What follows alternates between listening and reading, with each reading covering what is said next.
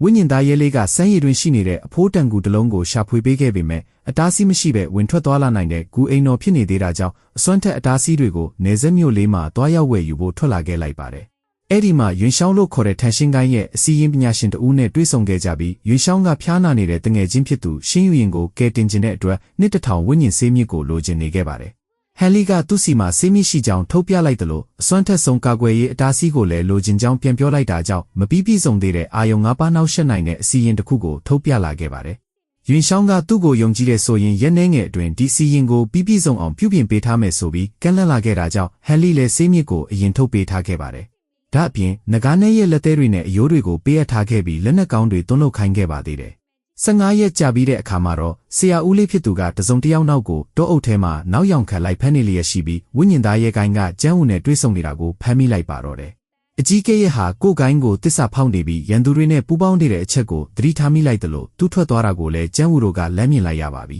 ။အကြီးကဲရဲ့ကသူ့လိုဝက်ချက်တွေပေါက်ကြားသွားပြီဆိုတာရိပ်မိလိုက်တာကြောင့်အကြီးကဲဦးကိုအသက်ရှင်လျက်ပြန်လွတ်ပေးလိုက်လို့မဖြစ်တော့ဘူးဆိုတာကိုချက်ချင်းဆုံးဖြတ်လိုက်ပါတော့တယ်။သူ့အစီအစဉ်တွေပျက်စီးသွားနိုင်တာကြောင့်တားရဲရုပ်သေးတွေကိုအမြန်ထုတ်သုံးလိုက်ပြီးအကြီးကဲဦးနောက်ကိုလိုက်ဖမ်းခိုင်းလိုက်ပါပြီ။တစ်ဖက်မှာလည်းနဂါးနဲ့ကြီးရဲ့ခဏစိတ်ပိုင်းတွေကိုလက်နက်တွေသွန်းလုပ်ပြီးပြီဖြစ်လို့ဟန်လီစီလာရောက်ပို့ဆောင်ပေးနေခဲ့တယ်လို့ဟန်လီကလည်းကျင်းနဲ့အားရစွာစစ်ဆေးကြည့်နေလိုက်ပါတယ်။ဟန်လီပေးခဲ့တဲ့နှစ်တစ်ထောင်ဆေးမြစ်ကြောင့်သာသူ့ချစ်သူအသက်ကိုကယ်တင်နိုင်ခဲ့တာဆိုပြီးယွင်ရှောင်းကလည်းအရန်ကျေးဇူးတင်နေခဲ့ကမော်တိုင်းလွှာအဆောင်တစ်ခုကိုလည်းလက်ဆောင်ဖြစ်ထပ်ပေးသွားခဲ့ပါတယ်။ဒီဆောင်ကိုတခြားလူတစ်ယောက်ကလာအပ်ထားခဲ့တာဖြစ်ပေမဲ့အဲ့ဒီလူပြန်လာမယူတော့လို့ဟန်လီစီထုတ်ပေးလိုက်တာပါ။ဒီဆောင်ရဲ့ထူးခြားချက်ကတော့မော်တားစီးတွေကိုအားပြန်ဖြည့်ပေးနိုင်တဲ့စွမ်းအင်ရှိနေတာကြောင့်အသုံးဝင်မဲ့ပစ္စည်းကောင်းတစ်ခုဖြစ်လာနိုင်ပါတယ်။အဲ့ဒီနောက်မှာတော့နဂါးနဲ့ကြီးရဲ့စူးတောင်တွေနဲ့ဖန်တီးပြုလုပ်ထားတဲ့နက်လေပြန်တစ်စင်းကိုထုတ်ဆန်းကြည့်လိုက်တဲ့အခါလေတိုက်နှုံထက်တောင်ပိုမိုမြန်ဆန်နေတာကိုမြင်လိုက်ရတာကြောင့်အယမ်းကျဉ်းသွားခဲ့ပါတယ်။ကောင်းကင်ထက်မှာလွတ်လပ်စွာပြန်တန်းကြည့်နေခဲ့ပြီးမြန်ဆန်လွန်းတဲ့အရှိန်နှုံတွေကြားမှာကြီးနူးပျော်ရွှင်နေခဲ့ရပေမဲ့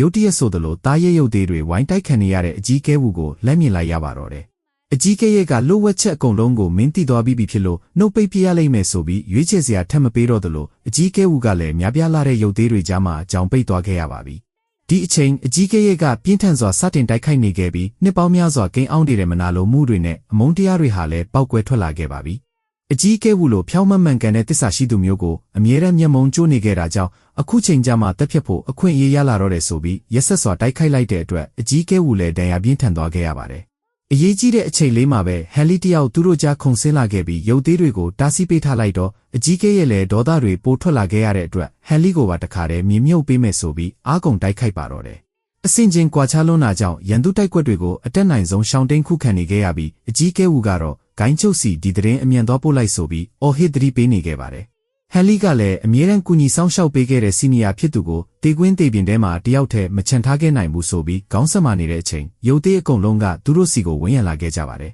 ။မော်တိုင်းကတစ်ခုနဲ့အမြန်ဆုံးတုံ့ပြန်ထားလိုက်ပြီးတစ်ဖက်လူကိုကာကွယ်ပေးထားလိုက်သလိုအနားကပ်လာတဲ့ရုပ်သေးတိုင်းကိုလည်းအကုန်ရှင်းထုတ်ပစ်လိုက်ကအကြီးကဲဝူကိုလှေပြန်ပေါ်အမြန်ဆွဲတင်လိုက်ပါတော့တယ်။တိုက်ခိုက်မှုတွေကြားထဲကနေအစွမ်းကုန်ယုံထွက်လာခဲ့ကြပြီးသူ့ကိုယ်ပိုင်ဂူအိမ်တော်ကြီးပတ်စီအရှိန်ဟုန်နဲ့မောင်းနှင်လာခဲ့ကြကဟန်လီကဆေးဝါးတချို့ကိုတိုက်ကျွေးကုသပေးနေခဲ့ပေမဲ့အကြီးကဲဝူကတော့သူတို့မှအချိန်မရှိတော့ဘူးလို့ပြန်ပြောလာခဲ့ပါတယ်။အမှန်တကယ်တော့လွန်ခဲ့တဲ့နှစ်ပေါင်း100လောက်ထဲကနတ်ဆိုးကိုင်း6ခုဟာသူတို့ဖုံးယူကိုင်းကိုသိမ်းပိုက်ဖို့ကြိုးစားခဲ့ကြပူပါတယ်။အရင်တုန်းကမအောင်မြင်ခဲ့ပေမဲ့အခုတစ်ခေါက်မှာတော့အကြီးကဲရဲ့နဲ့ကျန်းဝူတို့လိုတစ္ဆာဖောက်တွေကိုတရှို့တွေဖြစ်ထည့်သွင်းထားခဲ့ကြတာပါ။အကြီးကဲဝူရဲ့ထင်မြင်ချက်အရဆိုရင်သူတို့ဂိုင်းတစ်ခုတည်းမဟုတ်တော့ပဲတခြားဂိုင်းတွေမှာလည်းဒီလိုလူမျိုးတွေအများကြီးရှိနေနိုင်လောက်တယ်ဆိုပြီးတန်တရားရှိနေခဲ့ပါတယ်။ဒါကြောင့်ဒီလိုလူတွေကိုအမြန်ဆုံးမဖော်ထုတ်နိုင်ဘူးဆိုရင်ဒီကုန်းမြေကြီးတစ်ခုလုံးမှာရှိတဲ့ဂိုင်းကြီး9ဂိုင်းလုံးဟာအနေနဲ့အမြန်ပျက်စီးသွားရလိမ့်မယ်လို့စိုးရိမ်စွာရှင်းပြပေးနေခဲ့ပါတော့တယ်။ဒီလိုနဲ့စကားတွေပြောရင်ဟန်လီတို့လည်းသူ့ရဲ့ကူရှိကိုရောက်လာခဲ့ကြပြီးဟန်လီရဲ့ပထမဆုံးဦးစားပေးကတော့အကြီးကဲဝူရဲ့အသက်ကိုကယ်တင်ဖို့ပါပဲ။ဒါအပြင်အကြီးကဲရဲ့ကလည်းသူတို့နောက်ကိုတေချာပေါက်လိုက်လာမယ်ဆိုတာကိုသိနေတာကြောင့်ဟန်လီဟာရွှန်ရှောင်းစီကနေရလာတဲ့မပြည့်စုံသေးတဲ့မော်တားစီကိုအမြန်ဆုံးစတင်တက်ဆင်ပါတော့တယ်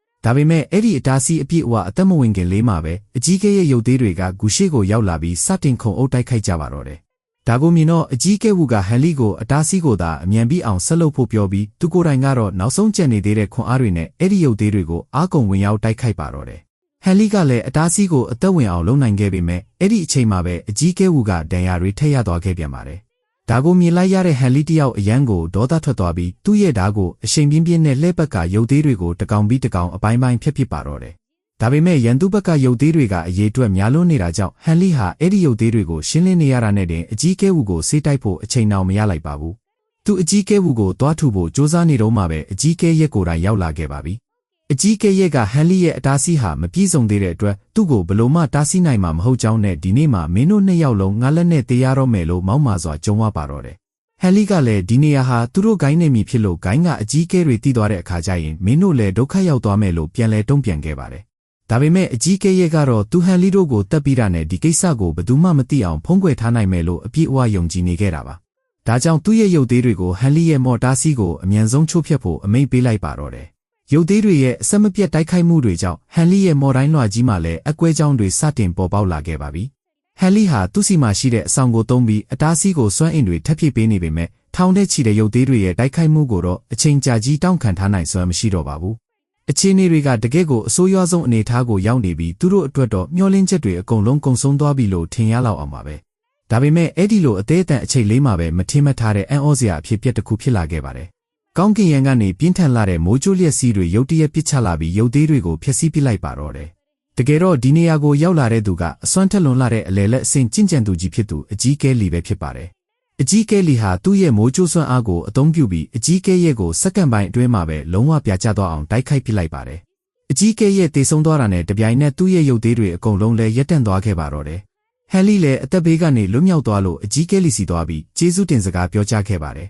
။အကြီးကဲလီကလည်းသူဟာအကြီးကဲရဲ့လှုပ်ရှားမှုတွေကိုတန်တရားရှိလို့စောင့်ကြည့်နေတာကြာပြီဖြစ်ပေမဲ့နဆိုးကိုင်းကသူ့ရှို့တယောက်ဖြစ်နေလိမ့်မယ်လို့တော့အိမ်မက်ထဲမှာတောင်မထင်ထားခဲ့ဘူးလို့ရှင်းပြပါတယ်။အကယ်၍သာအကြီးကဲလီအချိန်မီရောက်မလာခဲ့ဘူးဆိုရင်ဟန်လီတယောက်တေချာပေါက်အသက်ပါသွားမှာပါ။ဒါပေမဲ့ဝမ်းနည်းစရာကောင်းတာကတော့အကြီးကဲဝူကတော့ဒဏ်ရာတွေပြင်းထန်လွန်းတဲ့အတွက်သူတို့ရှေ့မှာပဲကွယ်လွန်သွားခဲ့ရရှာပါတယ်။ဟန်လီတယောက်သူ့ကိုအမြဲတမ်းကူညီလမ်းပြပေးခဲ့တဲ့စီနီယာကြီးရဲ့အသက်ကိုမကယ်တင်နိုင်ခဲ့တဲ့အတွက်ကိုအပြစ်တင်ပြီးအယံကိုဝမ်းနည်းကြေကွဲနေခဲ့ရပါတယ်။အကြီးကဲလီကတော့လူတိုင်းမှာရှောင်လွှဲလို့မရတဲ့ကိုယ်ပိုင်ကံကြမ္မာတွေရှိကြကြောင်းဟန်လီအနေနဲ့လည်းအကောင်းဆုံးစူးစမ်းခဲ့ပြီးပြီဖြစ်လို့ကိုအပြစ်မတင်ဖို့နဲ့ကွယ်လွန်သွားတဲ့ဂိုင်းတူဦးလေးအတွက်ကောင်းရမွန်ရရောက်နိုင်ဖို့ကိုပဲဆုတောင်းပေးဖို့နှစ်သိမ့်ပေးခဲ့ပါတယ်။အကြီးကဲလီပြန်ထွက်သွားတဲ့နောက်မှာတော့ဟန်လီဟာတေဆုံးသွားတဲ့အကြီးကဲရဲ့တိုးလောင်အိတ်ကိုကောက်ယူကြည့်လိုက်တဲ့အခါရုပ်သေးတွေကိုဖန်တီးထိန်းချုပ်တဲ့လှိုးဝက်ပညာရဲ့ကျန်းစာအုပ်ကိုတွေးရှိသွားခဲ့ပါတယ်။အဲ့ဒီနောက်မှာတော့ဟန်လီဟာဆရာဦးလေးဖြစ်သူအကြီးကဲဝူရဲ့ရုပ်လောင်းကိုကောင်းမွန်စွာတင်းကြိုပေးဖို့စီစဉ်ပါတော့တယ်။သူဟာတောင်ပေါ်ကရှုခင်းလှဆုံးတဲ့အကောင်းဆုံးနေရာတစ်ခုကိုရွေးချယ်လိုက်ပြီးအကြီးကဲဝူအတွက်ဂူဗိမ္မာန်လေးတစ်ခုပြုလုပ်ပေးခဲ့ပါတယ်။ဟန်လီကဂူရှိမှမတက်ရရင်စီနီယာသာအတားဆီးတွေတက်ဆင်ဖို့သတိမပေးခဲ့ဘူးဆိုရင်ကျွန်တော်တေချာပေါက်တေသွားမှာပါ။စီနီယာကကိုယ့်အသက်ကိုယ်တောင်ပဒါနမထားဘဲကျွန်တော်အသက်ကိုကာကွယ်ပေးခဲ့တာကြောင့်ဒီကျေးဇူးတရားကိုတစ်သက်လုံးဘယ်တော့မှမေ့မှာမဟုတ်ပါဘူး။စီနီယာဟာကျွန်တော်ရဲ့ရင်ထဲမှာအမြဲတမ်းအသက်ရှင်နေမှာပါလို့မျက်ရည်တွေကြားကနေလေးလေးနက်နက်ကတိပေးလိုက်ရင်းကနောက်ဆုံးသောနှုတ်ဆက်စကားတွေပြောကြားခဲ့လိုက်ပါတော့တယ်။ဒီလိုနဲ့ဟန်လီတယောက်သူ့ရဲ့ကြင်ကြံခြင်းခီးလမ်းမှာနောက်ထပ်သင်ခန်းစာတစ်ခုနဲ့အတူဝမ်းနည်းစရာခွဲခွာမှုတစ်ခုကိုကြုံတွေ့ခဲ့ရပြန်ပါပြီ။ရှေ့ဆက်ပြီးတော့ဟန်လီဘဝမှာဘလို့အခက်အခဲတွေနဲ့အလဲအပြောင်းတွေထပ်ကြုံလာရအောင်မလဲနဆိုးကိုင်းတွေရဲ့အန်ဒီယေကနေရောဂိုင်းကြီး9 ဂိုင်းဘလို့ယုံထွက်ကြမလဲဆိုတာကိုတော့နောက်လာမယ့်အပိုင်းတစ်တွေမှာဆက်လက်စောင့်မျှော်ပေးကြပါဦး။